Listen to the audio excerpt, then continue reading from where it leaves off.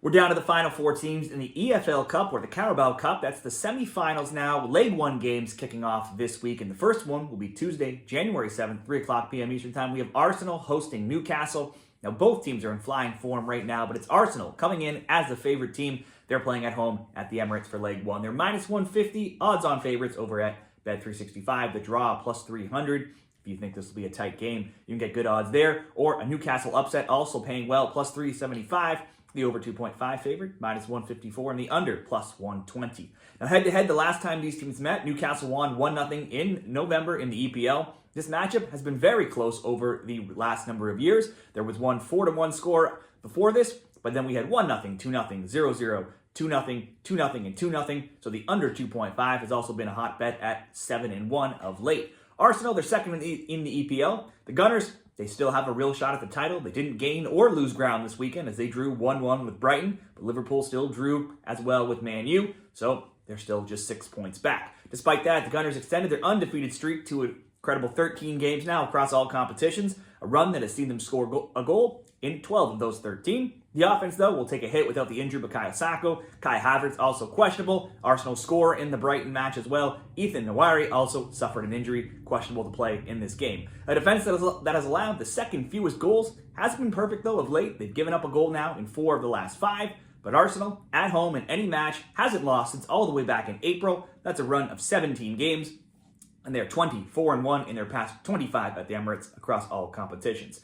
Other Carabao Cup scores for Arsenal to reach this point: they had a 5-1 win over Bolton, 3-0 win over Preston North End, and a 3-2 win over Crystal Palace. So Palace has been their only other EPL competition they needed to get by to get here. Over to the Newcastle side, they went to London Saturday, took all 3 points from Tottenham in a 2-1 win. Before that, they went to Manchester and beat Man U 2-0 last Monday. That gives them now 6 straight wins, clean sheets in 4 of 6, and they've outscored opponents 18-2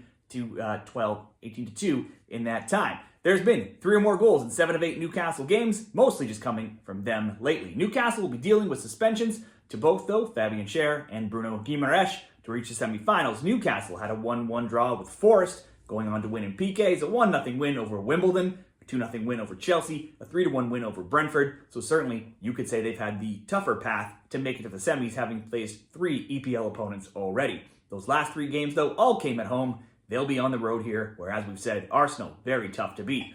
I think it's hard to split these teams right now with both in such great form. Arsenal at home, but are out their top scorer. At home, though, Arsenal's beaten Newcastle in 11 of 13 recent meetings. This could be maybe a 1-1, given how both teams have been scoring. Both teams to score at minus 150 could be an option.